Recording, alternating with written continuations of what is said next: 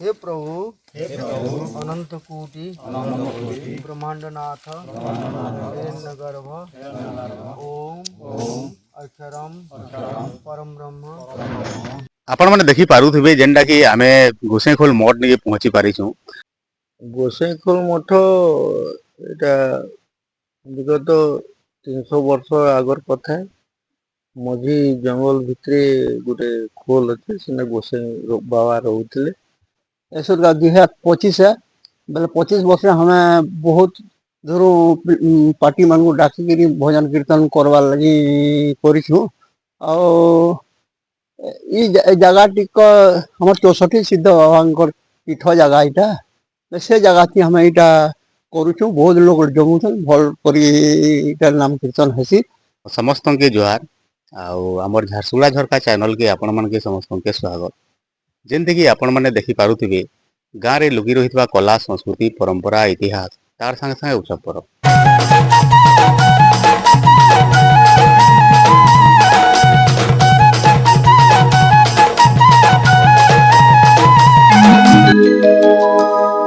ठीक आमे आज का गुटे जगह पे पहुंची छु जेनटा होचे झारसुगुड़ा जिला लखनपुर ब्लॉक रो पौरी नथिबा गोसेखोल मठ। आउ से मठ रे प्रत्येक वर्ष विगत बहुत दिन हेलान होई आसुची आमे पदरामा बुझमा जानमा केते वर्ष हेलान तार इतिहास काना से स्टोरी काना अछि। तो ई 2025 मसिया रे भी तार माने जेनटा कि गोसेखोल मठ यात्रा कहले पूरे फेमस है। हमर सीधा ओडिशा काना छत्तीसगढ़ यार झारखंड बिहार सब आड़ू बहुत सारा जगह लोग मने आसन समस्ते आउ जन भगवान कर पूजा हेसी तार आशीर्वाद नेसन हो जासन। तो आमर संगे आज का अछन जे कि आमर मुख्य आमर जी अछन मुख्य तांकर माध्यम रे जे कि आज का बाबा मठ यात्रा जेन कहू गोसेखोल मठ यात्रा होई आसुचे आसुन ताकन्नो किछि पजरामा बुझमा जानमा इतिहास काना अछि आउ केंता केंता आगामी दिन के ठीक कहून आमर जेन गोसेखोल मठ यात्रा अछि न तार हिस्ट्री काना आउ केते दिनु ए सब होई आसुचे आउ ई वर्ष केंता हेबा तार शेड्यूल के गोसाईखोल मठ एटा विगत 300 वर्ष आगर कथा है। मझी जंगल भितरे गोटे खोल अच्छे से गोसाई बाबा रोते आउ 1969 रु श्रीमद सनातन बाबा मु एटा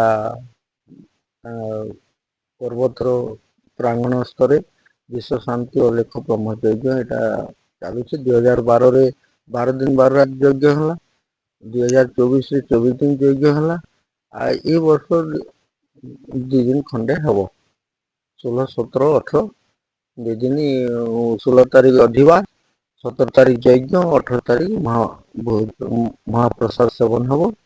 आउ देखिए जदि संसारटा एपरी परिस्थिति रे एबे गति कलानी कलिर समय समय एमती गति करुछि यदि आपण माने धर्म रो अनुसरण करिवे बंतिवा दुष्कर हो कहीं ना धन अर्जन धर्म कोई धर्म प्राप्त न रही धनर सदुपयोग होउछि धर्म धर्म को यदि तुम रक्षा करो धर्म तुमको रक्षा अते धियते धर्म इत्याहु स परम पद धर्म धर्मर मूल पंजी होउछि धृति क्षमा दम स्त्यम शौच इंद्रिय निग्रह धीर विद्यम सत्यम क्रोधम तसकम धर्म लक्षणम।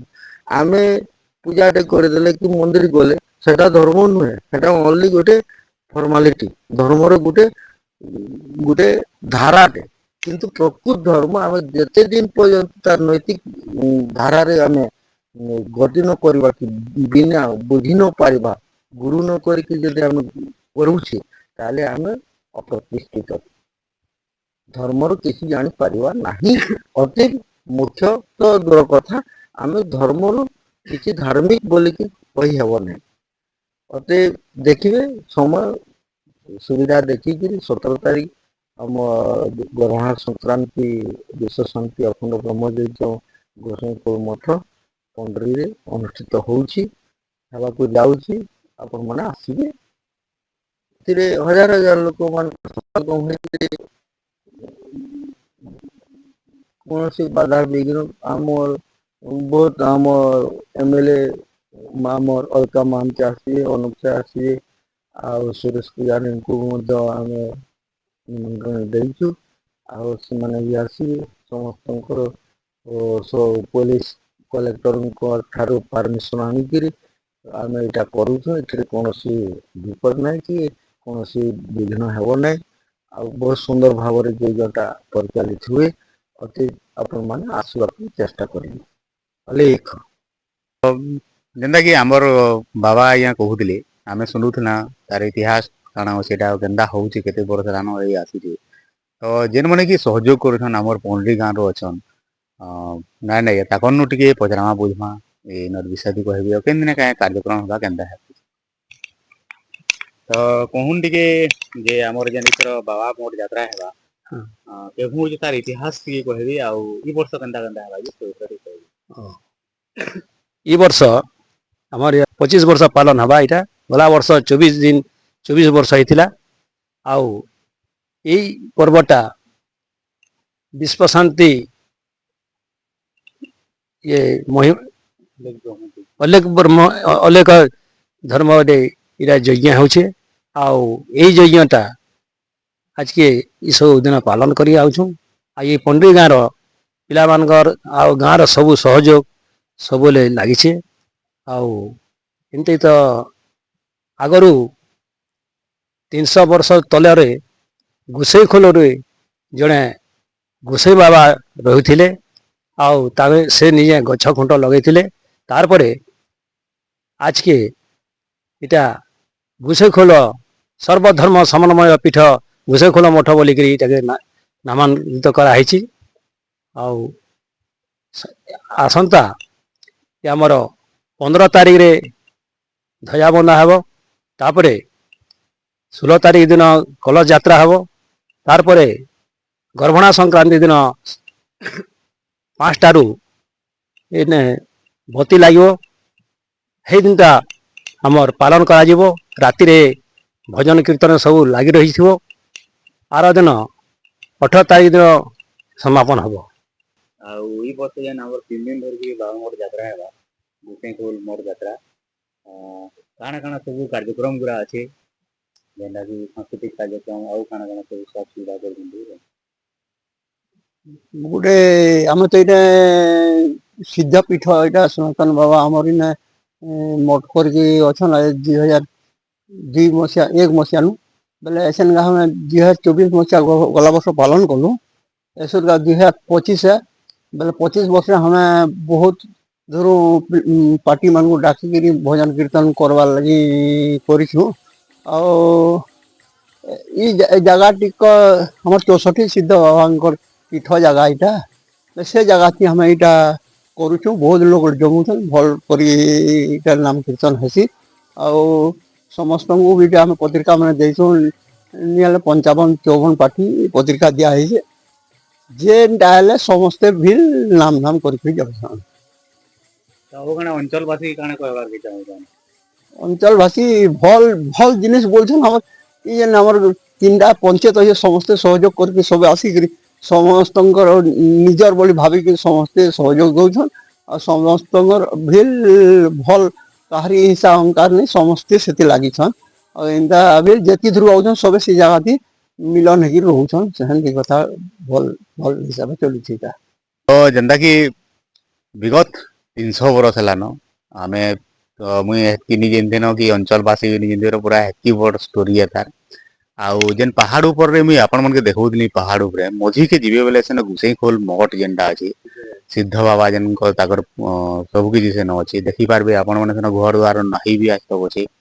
ଆଉ ସେ ଜାଗା ଥି ତାର ମାନେ ଗଛ କୁଟ ବି ଯେନ୍ଟା କି ଆମର ଫଲ ମୂଲ ଯେନ୍ଟା ଯୋଗେଇଥିଲେ ଆମ୍ବ ଗଛ ହେଲା ବଢଲ ଗଛ ହେଲା ମୟା ଗଛ ହେଲା ଲେମ୍ବୁ ଗଛ ହେଲା ବିଭିନ୍ନ ଗଛ ଜାଗାରୁ ସେଗାଥି ଅଛେ।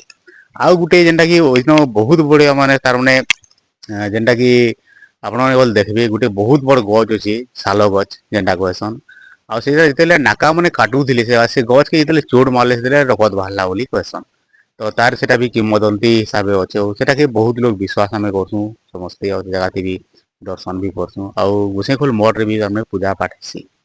ତ ବିଗତ 300 ବର୍ଷରୁ ବହୁତ ପୁରୁଣା କାହାଣୀ ଏଇଟା ସବୁ କିଛି ଅଛି ଯେନ୍ଟା କି ଆଉ ଇ ଜାଗା ଥି ଆମର ବାବା ସନାତନ ଯେତେବେଲେ ଆସିଲେ 1999 ମସିହାରୁ ଆଉ ଏଇ ଜାଗାଥି ପହଲା ଧୁନି ତାର ମାନେ ଜଲିଥିଲା ଆଉ ଧନୁ ଜଲିକରି 2000 ମସିହାରୁ ତାର ମାନେ ଯଜ୍ଞ ଆରମ୍ଭ ହେଇକରି ଆଜକେ 25 ବର୍ଷ ତାର ମାନେ ପୂର୍ଣ୍ଣ ହେବାକୁ ଯାଉଛି ଯେନ୍ତା କହୁଥିଲେ 12 ବର୍ଷରେ 12 ଦିନ ତାର ମାନେ ଏଇନ ଯଜ୍ଞ ହେଇଥିଲା 24 ବର୍ଷ ଯେତେବେଳେ ହେଲା 24 ଦିନ ଯଜ୍ଞ ହେଇଥିଲା ଆଉ ଇ ବର୍ଷ ହେବା 4 ଦିନ ପହିଲା ଦିନ ହଉଛି ଯେନ୍ଟା କି ଆମର ପାହାड़ ଉପରକେ ଯାଇକରି ଯେନ କି ଧୟା ବାନ୍ଧସନ୍ ବିଷ୍ଣୁ ଭଗବାନଙ୍କର ପୂଜା କରାହେସି ସେ ଗାତି ପୂଜା ପାଠ ହେବା ଆଉ 2 ନମ୍ବର ଦିନେ କଲଶ ଯାତ୍ରା ହେବା 3 ନମ୍ବର ଦିନେ ତାର ଯଜ୍ଞ ଆରମ୍ଭ ହେବା ଆରି ଦିନ ତକ ସକାଳ ପୁଆ ତକ ଆଉ ସକାଳ ପାଇଲେ ତାର ମାନେ ପୂର୍ଣ୍ଣାହାତି ଦିଆହେବା ତ 15 16 17 18 4 ଦିନ ଆମର ଯଜ୍ଞ ହେବା 30 40 ଟା ତାର ମାନେ ଯେନ୍ଟା କି ଆମର ସାଂସ୍କୃତିକ ଦଲ କହୁଛୁ ଆମେ କୀର୍ତ୍ତନ ହେଲା ତାର ମାନେ ଭଜନ ହେଲା କୃଷ୍ଣ ଗୁରୁ ହେଲା ଇ ସବୁ